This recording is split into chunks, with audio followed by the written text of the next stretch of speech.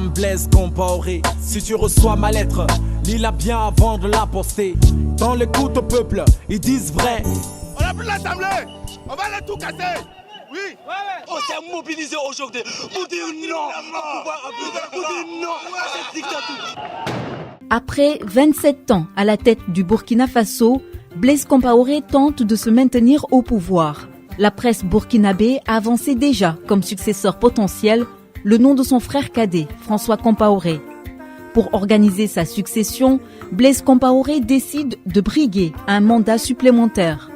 Le gouvernement dépose alors un projet de loi pour modifier la Constitution, particulièrement son article 37 qui limite à 2 le nombre de mandats. Mais le 21 octobre 2014, quand le régime Compaoré annonce son intention de modifier l'article 37 de la Constitution par voie parlementaire, la société civile s'y est fortement opposée. Les femmes en général n'osent se révolter que quand vraiment la goutte d'eau déborde.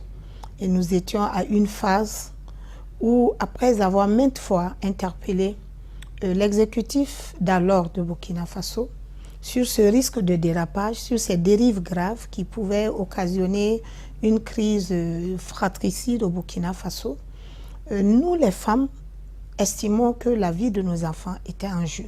Plusieurs manifestations se sont succédées depuis le 27 octobre, notamment celle du 30 octobre, jour durant lequel l'Assemblée nationale devait changer la Constitution.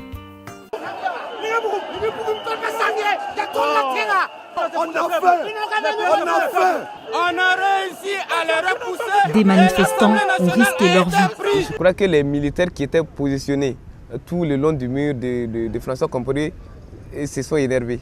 Et c'est en ce moment qu'ils ont commencé à tirer sur nous. Et c'est ce qui a entraîné ma blessure. J'ai surtout reçu 3 impacts de balles. J'ai reçu une balle ici, une balle là et une dernière ici. J'avoue que ça donnait souvent la chair de poule de voir ces jeunes, pour la plupart les mains nues, affronter les forces de l'ordre, essuyer des balles réelles. Et je pense que notre peuple s'était vraiment donné un sacrifice, mais pour un idéal. Les Assimi Sida, les Compaoré Moutons, les escrocs du peuple, les politiciens véreux. La colère du peuple allait conduire à la chute de Blaise Compaoré au pouvoir depuis 27 ans. Il cède finalement face à la pression populaire. J'ai entendu le message, je l'ai compris et pris la juste mesure des fortes aspirations au changement. Blaise Compaoré démissionne le 31 octobre 2014 et quitte précipitamment le Burkina Faso. Dans les rues de Ouagadougou, c'est la joie après la démission de Blaise Compaoré. Le succès le plus important dans ce combat-là, c'est d'avoir fait comprendre au peuple qu'en réalité, c'est lui qui a le pouvoir. Et moi, je considère que l'insurrection populaire, c'est la plus grande université, à ciel ouvert, où tous les Burkinabés sont allés à l'école de la démocratie. Ce qui m'a le plus touché, c'est le fait que la démocratie ait été mise en mal. Et je le dis d'autant plus qu'il a été question d'empêcher les députés de voter une loi. Et pour le faire, il a fallu non seulement les empêcher physiquement, mais procéder à la destruction totale de l'Assemblée nationale, de l'hémicycle, qui est le symbole de la démocratie dans un pays. La présidence du Faso, désormais vacante, des incertitudes ont surgi.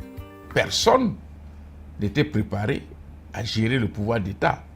Rien n'avait été préparé pour gérer le pouvoir d'État. Et d'ailleurs, le 31, pendant que le CEFOP, ils étaient en conciliabule au siège du CEFOP, ce sont les organisations de la société civile qui sont allées à l'état-major pour exiger que Blaise s'en aille. La société civile débute alors des négociations pour une transition politique basée sur une charte. Un accord est trouvé avec Isaac Zida. Le 17 novembre 2014, le poste de chef d'État de transition est ainsi confié à Michel Kafando, ancien représentant de son pays à l'ONU en 1981. Jamais, depuis que nous sommes indépendants, nous n'avons été au-devant d'une situation qui, sans le secours de Dieu, nous aurait mené tout droit au cataclysme. Le président de transition annonce par la suite la réouverture de dossiers judiciaires que le régime Blaise Compaoré avait tenté d'enterrer. Les dossiers sur les assassinats de Thomas Sankara et du journaliste d'investigation Norbert Zongo sont rouverts. Des états généraux de la justice sont organisés en mars 2015. Autant d'initiatives qui ont inquiété certains hauts responsables de l'ex-régime. Le général Gilbert Diendéré, patron du régiment de sécurité présidentielle, bras droit de Blaise Compaoré depuis son accession au pouvoir en 1987, tente un coup de force, un putsch, alors qu'une transition était en cours. On voyait venir.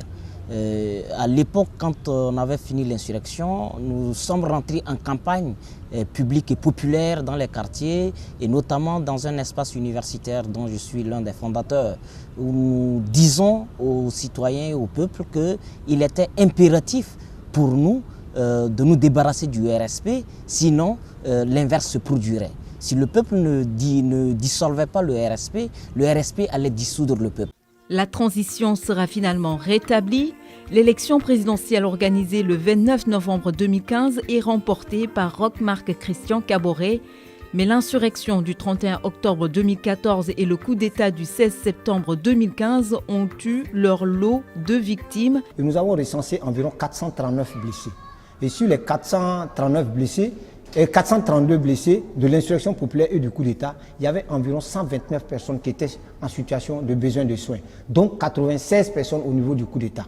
Vous savez, des dossiers criminels, des dossiers de crimes d'État, en 2 ans, aboutir à des jugements, ce n'est pas évident. Au regard de la complexité et bien sûr de la complicité de tous les acteurs et de tous les auteurs éventuellement qui peuvent être impliqués dans de tels procès.